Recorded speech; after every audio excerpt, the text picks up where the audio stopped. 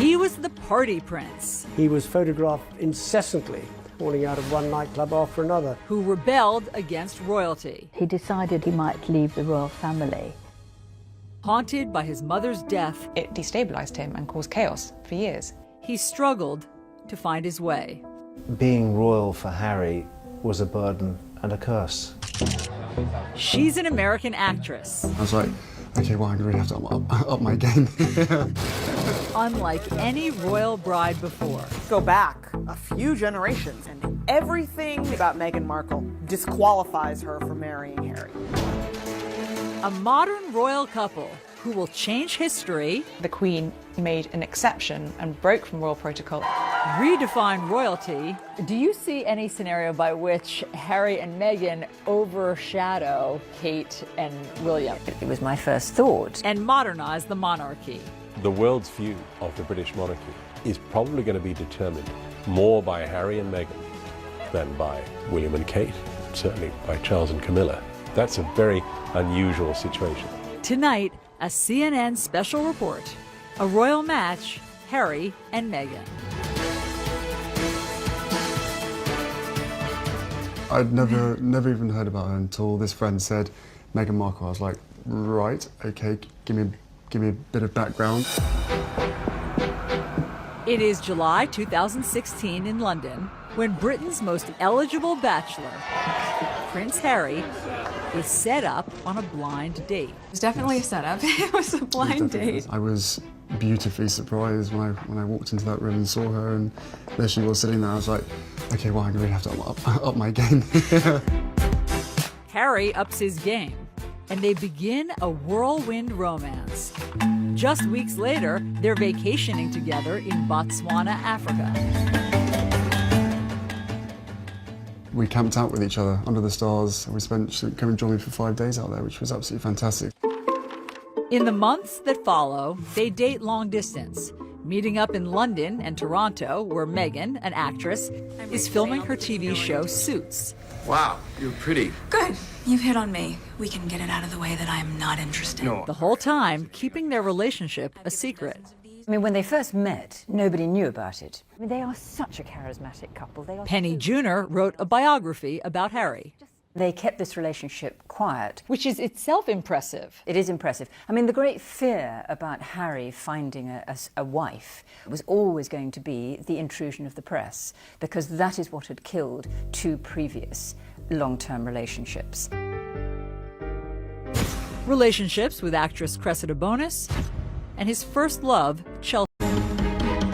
He was the party prince. He was photographed incessantly, falling out of one nightclub after another. Who rebelled against royalty. He decided he might leave the royal family. Haunted by his mother's death, It destabilized him and caused chaos for years. he struggled to find his way. Being royal for Harry was a burden and a curse. She's an American actress. I was like, okay, well, I'm going to really have to up my game.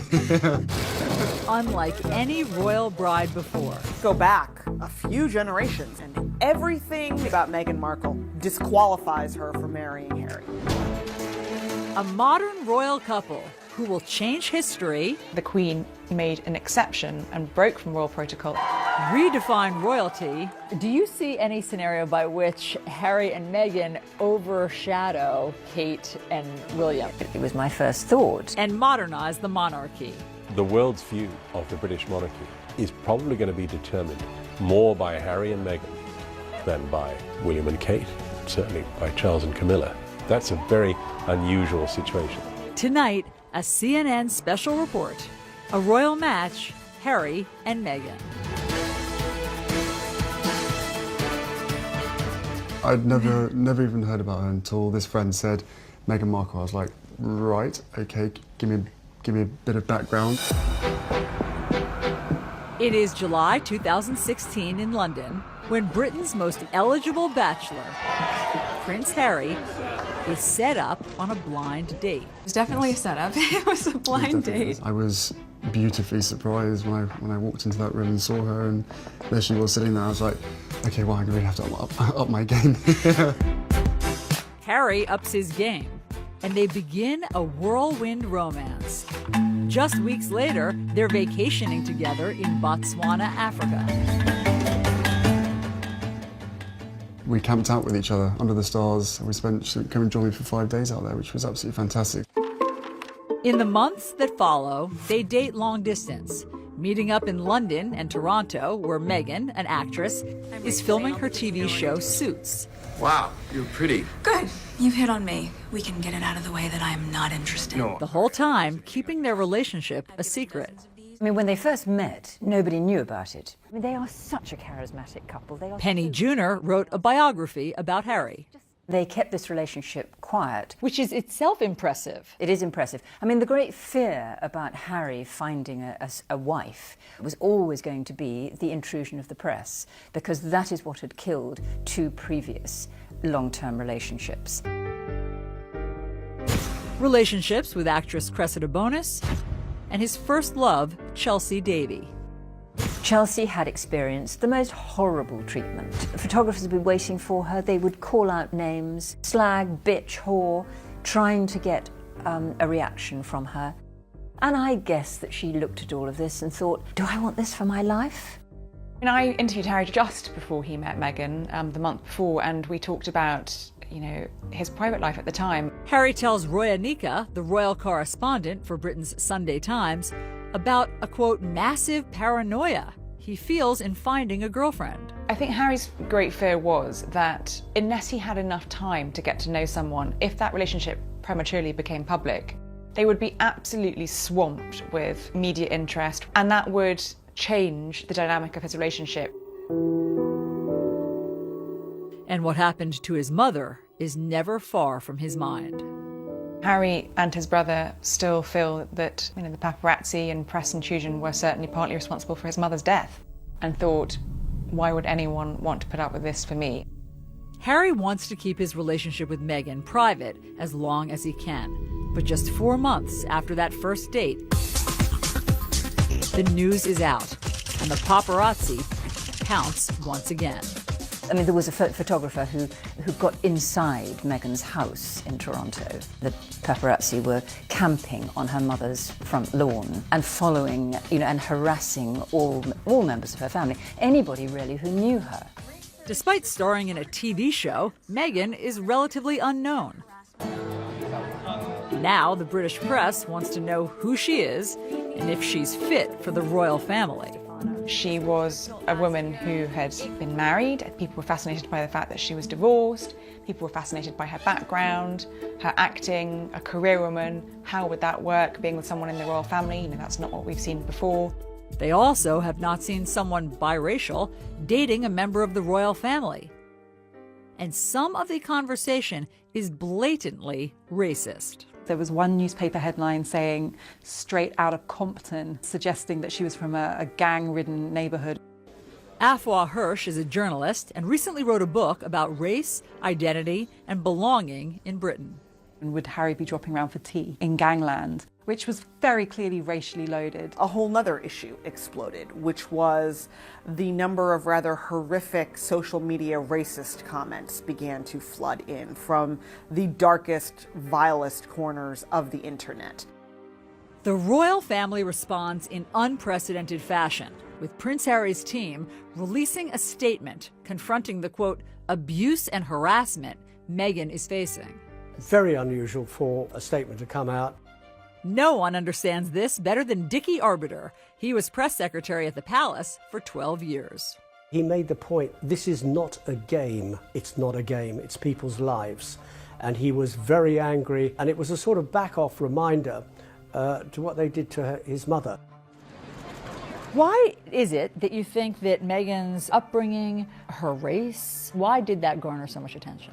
In the past, members of the royal family, princes, would have married princesses. And when Harry's father, Prince Charles, was looking for a wife, it was also a requirement that a wife should be a virgin and a member of the Church of England. You just go back a few generations in the royal family, and everything that you can say about Meghan Markle disqualifies her from marrying Harry. Kate Coyne is the executive editor of People magazine.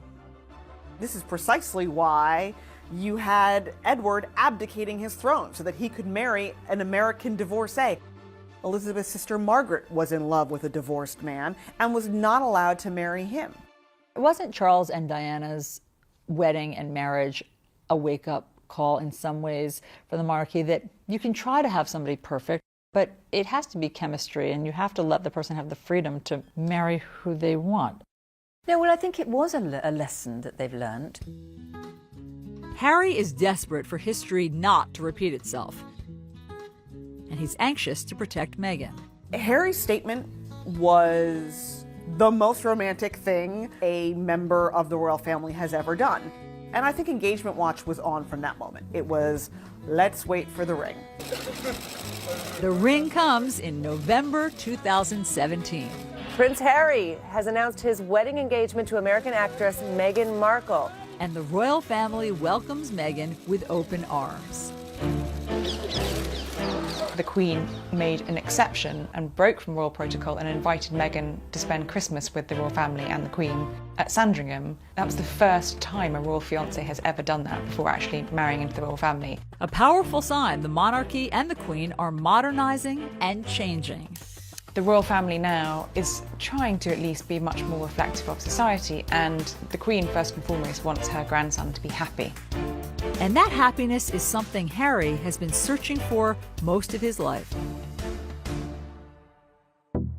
When we come back, the moment that changes everything.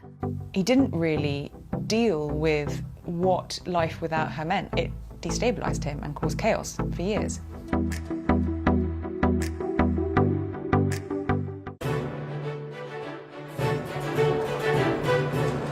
September 15th, 1984.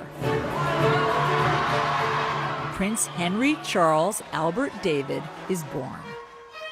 Harry came into the world very different to his brother, who was heralded as the next in line to the throne of England. But Harry was the spare. Paul Burrell was Princess Diana's butler. So all through Harry's formative years, he always knew that he was second. He was always referred to as the spare, just always second best. And I think that had a profound effect on Harry. His childhood is also impacted by his parents' marital troubles. Harry grew up in a very tricky household. The prince and princess were never happy together, in a marriage that had failed before it even began. And I remember the times when Diana was shut away and quiet or crying, and the boys would write little messages, "Please don't cry, Mummy," and they would put it under the door. When Charles and Diana divorce, it hits Harry hard. Then, 1 year later, his mother is killed. Harry is just 12 years old. This incredibly loving figure who had given him so much warmth and comfort in what was a very difficult childhood and extraordinary upbringing was suddenly gone. I remember Harry coming back to Kensington Palace shortly after the funeral, and he ran down the corridor and flung himself into my arms and cried. And his tears wet my shirt through. He was devastated. Got the phone and... Harry later admits to ITV he has deep regrets about his final phone call with his mother. I can't really necessarily remember what I said, but all I do remember is probably, regretting for the rest of my life how short the phone call was. And if I'd known that that was the last time I was going to speak to my mother, the things I would have said to her. Looking back on it now, it's incredibly hard. I have to sort of deal with that for the rest of my life. Guilt and grief he never expresses at the time. I think it was a classic case of don't let yourself think about your mum and the grief and the hurt that comes with it, because it's never going to bring her back, and it's only going to make you more sad. People deal with grief in different ways, and my way of dealing with it was by just basically shutting it out, locking it out. Prince Harry arrives here at Eton, the prestigious boys' boarding school, the year after his mother's death. And though he moves into the same house as his older brother William, Harry reportedly struggles academically and is miserable. Diana always said that she never wanted Harry to go to Eton because he would be compared to his brother's success. And she thought this would be the undoing of Harry's confidence. Prince Harry said that he decided that he was going to be a bad boy. Journalist Angela Levin interviewed Harry last year at Kensington Palace. So that the reason he didn't do well there was partly his fault. It was deliberate. In 2002, headlines emerge of Harry's drinking and marijuana use. For the first time, Harry is facing the public pressure that comes with his famous family. Did it seem to Brits that it was more than just typical teenage antics? You know, teenagers do drink too much. They do behave badly, you know, it's all part of the growing up process. But I personally was worried that there was something deeper. There was a touch of self-medication going on. After graduating from Eton, Harry escapes to Africa during his gap year for humanitarian work. It was an escape from this heavy-duty world of royalty, always being watched, always being photographed. He could be very ordinary. He spends 2 months in Lesotho with children in need and others whose parents died from AIDS. He could see that there were holes there in their lives, and I think absolutely he saw in them something that he felt was missing in his life: care, love and attention, the loss of his mother. Harry not only falls in love with the children and the country, he begins a serious romance with a wealthy girl from southern Africa, Chelsea Davy. She's very free-spirited, not someone who felt bound by royal protocol or tradition, and also shared his love of Africa, and you know, the two of them travelled extensively throughout Africa together. Chelsea remains a constant in Harry's life for years to come.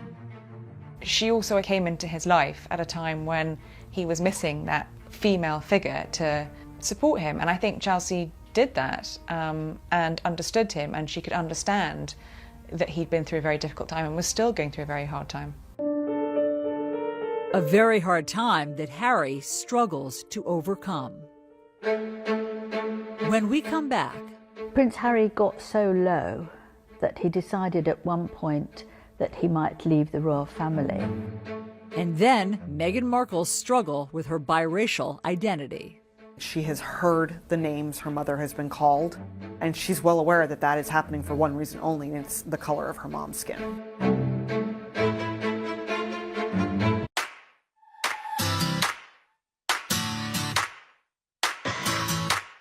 Meghan Markle grows up a world away from the pomp and circumstance of royal life.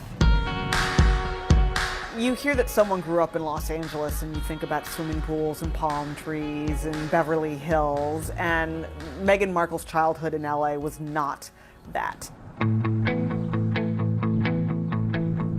Born in 1981, she is the only child of Doria Ragland and Thomas Markle. Meghan's father was a lighting director for a number of shows in the Los Angeles area, most notably Married with Children. He eventually became the director of photography, and that was the sort of behind-the-scenes, less glamorous side of Hollywood. Meghan recounts spending time on the set with her father on The Late Late Show with Craig Ferguson. I grew up on the set of Married with Children every day after school for 10 years. I was there. Wow. I know. It's a very perverse place for a little girl who went to Catholic school, no less, to grow up. Meghan certainly had every reason to be dazzled by TV, film, the whole on-camera experience from a very young age because she grew up around it. We all knew she wanted to be an actress. Christine Knudsen is Meghan's former teacher. She was in the musicals, she was in the plays. She would sparkle when she got on stage, and I think it was just kind of in her blood. She loved it. Despite two loving parents, Meghan struggles with her biracial identity. I think she was kind of grappling a little bit with the sense of her identity and trying to understand who she was. Josh Duboff is a senior writer for Vanity Fair who has covered Meghan. Her father was white, her mother was black. She said when she would fill out forms, there wasn't always a bubble that fit her to fill in. She didn't want to circle the one that was implying that her mother, was more important than her father or vice versa. Meghan's parents go out of their way to make sure she does not feel different, but special. Her dad gave her a sort of Barbie doll family in which there was a black mom Barbie doll and a white dad Ken doll and then a baby Barbie doll in each color. But even that kind of points to how difficult it is to be Meghan at that age because the children were still either black or white. There was no biracial Barbie baby doll for Meghan. While the Markle household deals with race head-on, years of built-up racial tensions in the country explode right in Meghan's backyard. She was driving, I think, with her mom, and I think there was like debris, and she thought it was snowing, and then she realized it was actually the LA riots. Riots that erupt when 4 white police officers are acquitted in the beating of a black man, Rodney King. A moment Meghan says impacts her at a young age. It definitely opened Meghan's eyes to the fact that this was a world that was not always going to treat her fairly and was not always going to be kind to her or to her family. I was teaching here at the time, and I think it destroyed kind of that feeling that LA is this wonderful place to live, and you have all these different kinds of people, and we all get along, and then this just kind of smashed that. It's a grim reality for an 11-year-old to face, and one that would always be present. Meghan witnessed her mother experiencing racism. She has heard the names her mother has been called, and she's well aware that that is happening for one reason only, and it's the color of her mom's skin. Meghan's early experiences with discrimination are not isolated to race. While watching TV advertisements for a class project, one commercial stands out to her. Women are fighting greasy pots and pans. In the ad, they implied that the product was just for women who were going to be at home doing the cleaning. 11-year-old Meghan tells Nick News what she thinks. I don't think it's right for kids to grow up thinking these things, that just mom does everything. She was irate because she thought, my dad does dishes. It's not just women who do dishes. Why would it be women across America? And she wrote a letter.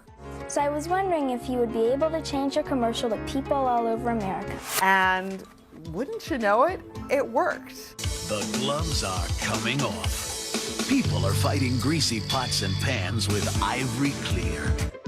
It had to have been such wonderful reinforcement for her at such a young age that she could make a difference, that she could take a stand and have her voice heard and not be dismissed. When we come back, Prince Harry and the burden of royalty. She really did love him, but being with Harry and the huge circus that came with it was overwhelming for her. She didn't want to be a princess. I don't think any sane person wants to be a princess.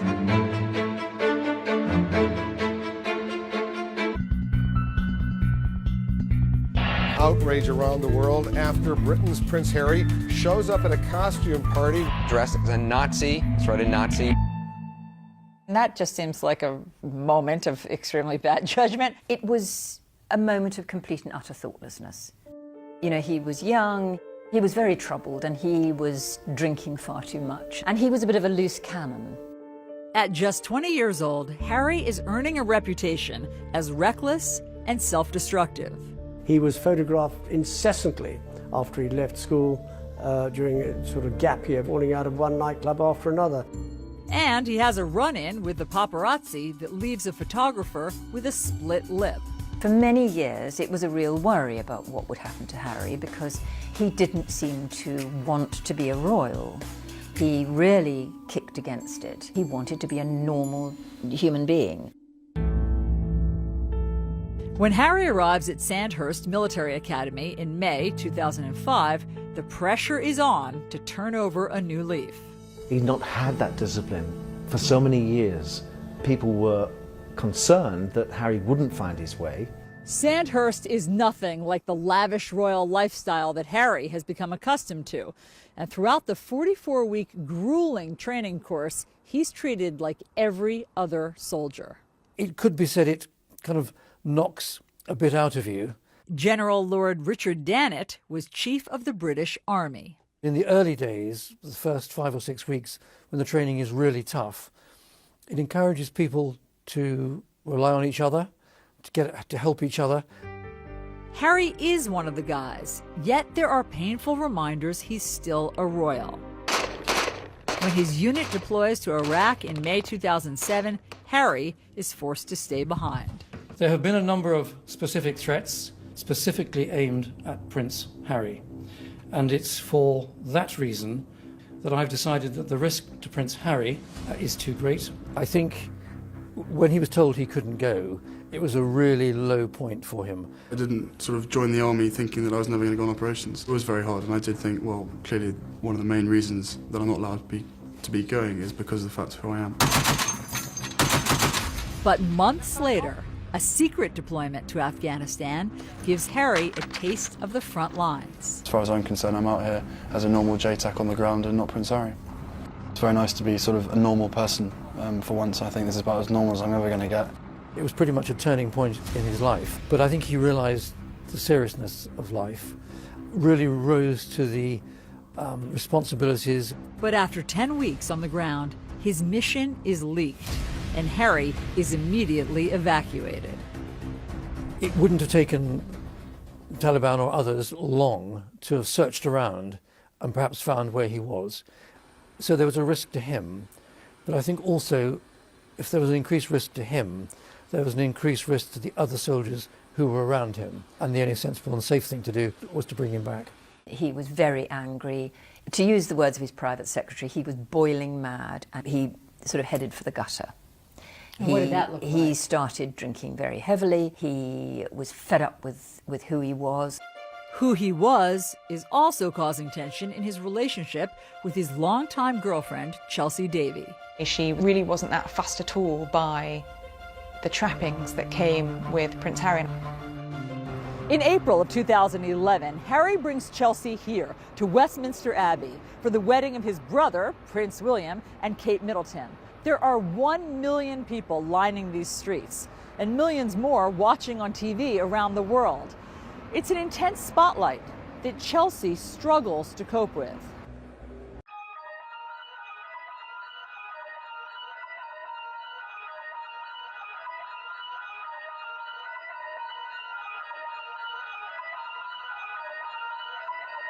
You reached the beach? Oh my God.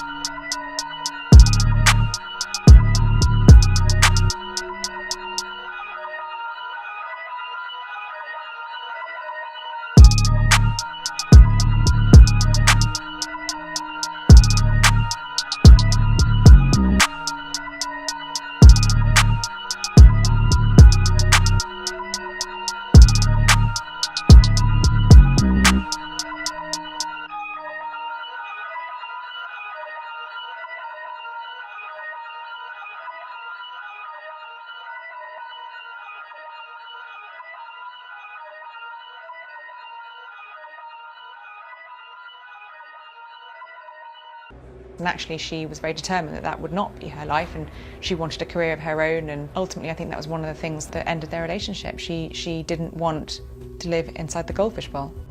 Harry does not either, and he is determined to return to the battlefield. When he came to see me, he sort of sat rather slumped in a chair and said, "The trouble is, I can't be like a normal young man." But that time in Afghanistan had given him 10 weeks to be a normal young man, and he desperately wanted to replicate that again. And he accepted, and his private secretary accepted, that probably the only way he could go back was within the anonymity of being inside a helicopter, and he'd therefore need to learn to fly a helicopter. After 2 years of training, Harry not only becomes an Apache pilot, he is the top gun on his weapons course. He got it on his own. It wasn't because he was a prince. He actually had to fight really hard for it. He was one of the very top Apache attack helicopter pilots. Harry returns to Afghanistan in September 2012. He did exceptionally well. Brigadier Neil Sexton was Harry's commander on the ground. You go out there with the anticipation of having to use the Apache's weapon systems and to bring them to bear without any collateral damage, and also to conduct yourself in a way that's safe in the most demanding of environments. I actually believe that his success on that Apache, on those Apache aircraft, was the making of Harry. I think Harry, who had spent all his life being second best to his brother, being the spare, suddenly found something that he could do, and could do better than anybody else. And that gave him confidence that he had never ever had before. And he just, it changed him, I think. When Harry leaves the army after 10 years of service, his future is uncertain. I don't think there are any career options for a royal prince. It's easy for William. He's heading towards the throne. I think being royal for Harry was a burden and a curse because he was only the spare. What was his job? What was his way forward? As Harry finds his way, another romance is on the rocks. This time with his girlfriend of 2 years, Cressida Bonus. She really did love him, but I think the situation of being with Harry and the huge circus that came with it was overwhelming for her. I think Cressida took one look at what life with Harry would have involved and just turned her back on it. You know, she didn't want to be a princess. I don't think any sane person wants to be a princess. Who would want to be a royal princess? It's a burden. When we come back, Harry opens up about his royal role. He's living this life that he's been born into. It's not his choice. He decided he might leave the royal family. And then Meghan Markle's big break. She got lucky. She undoubtedly handed in a great audition, a great screen test, and she hit the jackpot. After graduating from Northwestern University, Meghan Markle moves home to Los Angeles. She's eager to chase her acting dreams, but the industry is tough. That is an industry that is built on judging you and tearing you down and rejecting you and making you second guess your weight and your skin and your hair and your talent and your poise. It's brutal. It's brutal. Harvey Young was Meghan's acting professor in college. When you leave college, it's a pretty bleak world of just laying bare your soul as part of audition before a casting agent, and then more often than not being told no. For Meghan, her identity struggle is magnified in Hollywood. What has she said about how her race impacted her getting jobs? Casting agents weren't always sure what to make of her. Is she going out for a Latina role? Is she somehow maybe Italian or even Middle Eastern? Or is she African American? Is she Caucasian? She undoubtedly felt like at times casting agents just threw up their hands and went, oh, never mind. Passed over for big roles, Meghan does get some small parts. Thank you. So what's going on here? What do you mean? What I mean is, like, you're way too cute to be just a FedEx girl. Maybe she'd have one scene or be there for one moment. I think she was on a bunch of TV shows, Fringe, Beverly Hills 90210. She was famously a deal or no deal girl. She had her little moment opening one of the briefcases. She has said that her 20s were brutal. Meghan struggled a lot. To become a successful actress, to be able to make a living, that's like winning a lottery ticket.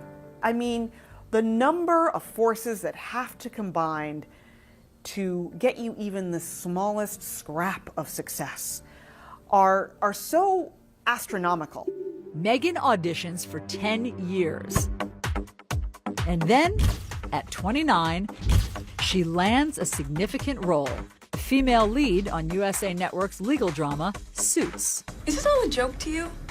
Because I take my job seriously. She got lucky. She undoubtedly handed in a great audition, a great screen test. She had excellent chemistry with her co-stars, and she hit the jackpot. Suits is an instant hit. Suits radically changed Meghan's life. First and foremost, she was now making more money than she had ever made before, ever. As the show achieves success, Meghan makes big changes in her life, including ending her 2-year marriage to Hollywood producer Trevor Engelson. When they met, she was still largely an aspiring actress. He was an aspiring producer. They were essentially at the same place in their careers. And then Suits really took off, and they weren't going in the same direction anymore. She was filming in Toronto. He was in Los Angeles. There were thousands and thousands of miles between them. Determined to use her position for good, Meghan spends her free time advocating for women. During a panel discussion, Meghan recounts how the success of the show emboldened her to stand up for herself. Every script seemed to begin with, Rachel enters wearing a towel. And I said, nope, not doing it. At a certain point, you feel empowered enough to just say no. She wanted to encourage other women to feel like they could speak up in the same way. And Meghan uses her fame to fight for women's equality across the world. As an ambassador for the nonprofit World Vision, Meghan travels to a remote village in Rwanda, where young girls walk hours every day to access clean water for their families. This is the water that she's going through all this work to get. But all that changes when the World Vision team builds a new well. These girls are able to stay in school because they aren't walking hours a day to go and get water, and this clean water source has changed the entire community. She has a sense that if she's been given a platform, if she has some influence, that there's a responsibility she has to use that for good. Laura Dewar is the Chief Marketing and Development Officer for World Vision. And she travels with Meghan to India in January of 2017. They visit local businesswoman Suhani Jalata in Mumbai, where the lack of sanitary products and the stigma around menstruation keeps young girls out of school. Suhani's created a business where they make maxi pads. They manufacture them, and then she has a team of effectively salespeople that go door to door talking to women about how they handle menstruation. Meghan comes home and writes an essay in Time magazine drawing attention to the barriers to education for girls across India. And she continues to mentor Suhani to this day. She's really more than happy to, have a call and just talk about the issues that we might be experiencing or any help that we need from her, whether it's in terms of fundraising, in terms of marketing, or any kind of support like that. This is not a celebrity who floats in, who needs a platform issue to associate with their quote-unquote brand. This is a woman who's had a desire to help in some way for a very long time, promote the faces and stories of women, and to begin to elevate them. When we come back, Harry and Meghan and the future of the monarchy. Do you see any scenario by which Harry and Meghan overshadow Kate and William? Oh, yes, I do. It was my first thought. This could be a problem.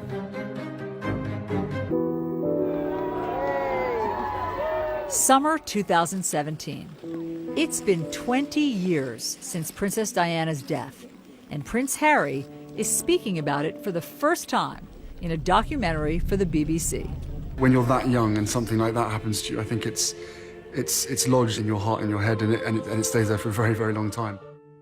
For nearly 2 decades, Harry says he held back his grief. He didn't really deal with what life without her meant, I think, for a very long time. And then when he did finally confront it, it destabilised him and caused chaos for years. I spent a long time in my life with my head buried in the sand, thinking, I don't want to be Prince Harry, I don't want this responsibility, I don't want this role. Look what's happened to my mother, why does this have to happen to me? Harry even considered a drastic move. Prince Harry got so low that he decided at one point that he might leave the royal family. He's living this life that he's been born into, it's not his choice. And I think he felt at times very cross about that. Did Diana's death affect Harry differently than William? Harry was that much younger, and interestingly enough, last year he admitted for the first time to mental health issues. And you can't help but having a mental health issue in terms of having lost a parent, not being able to grieve in the same way as you or I might be able to do. He wasn't able to do that, so he'd bottled it all up inside him.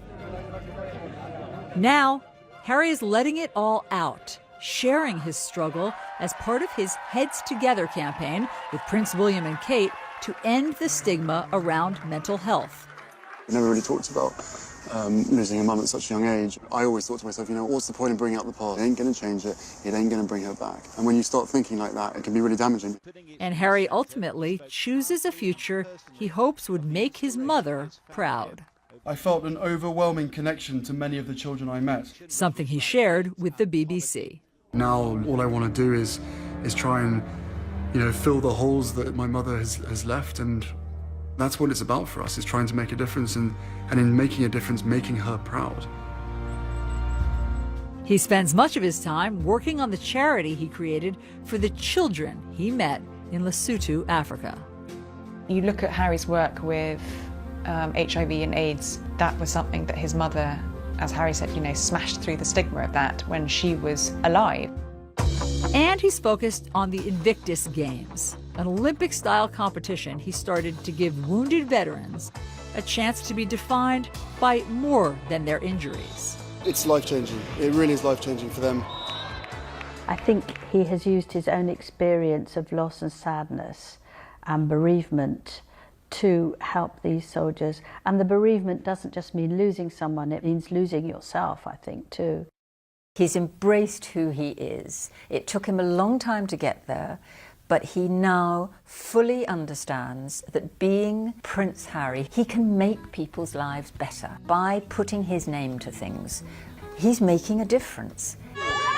Through it all, Harry has endeared himself to the public, becoming one of the most popular members of the royal family. Harry is incredibly likable, and he is incredibly genuine. What you see is what you get. He is so natural with people, much more, I think he's the most natural member of the family. He throws out the rule book. And that makes him enormously valuable to the monarchy. The courtiers at Buckingham Palace used to say, "What are you going to do about Harry?" And now they're saying, "What are you going to do with Harry?" Because Harry is a magic bullet.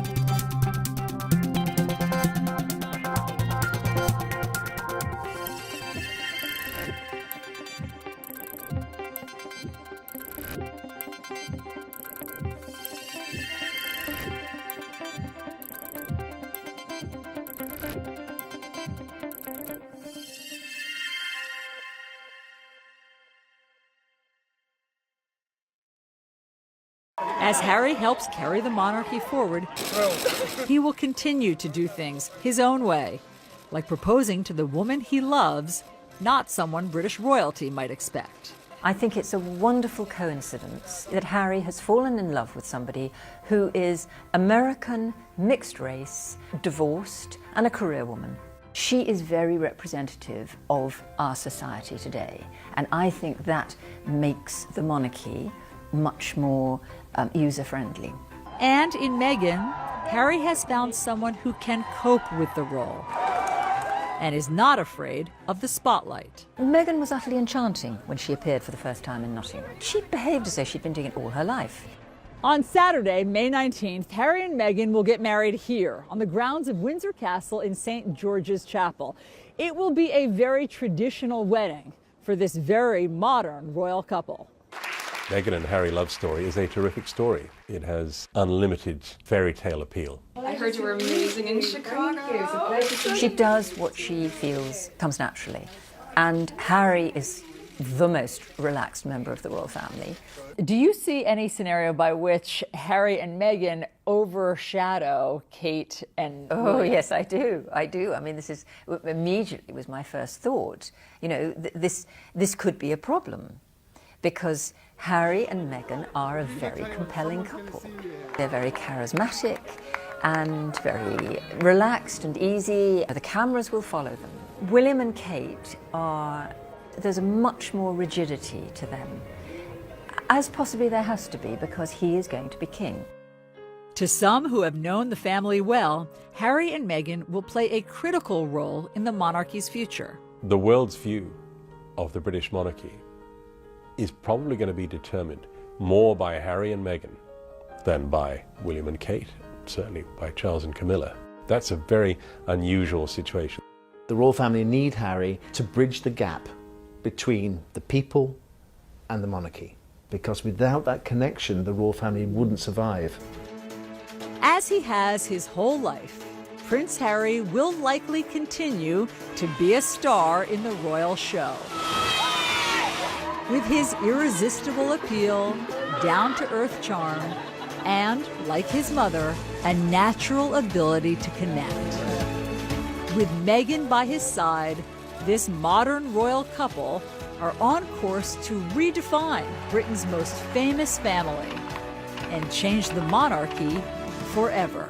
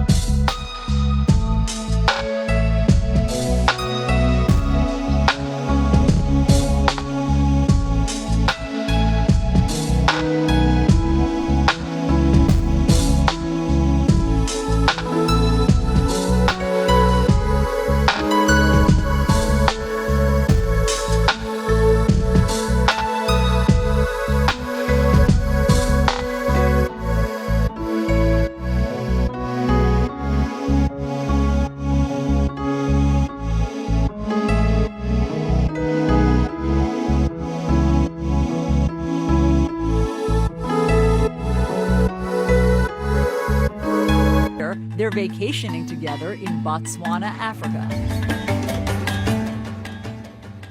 We camped out with each other under the stars. She came and joined me for 5 days out there, which was absolutely fantastic.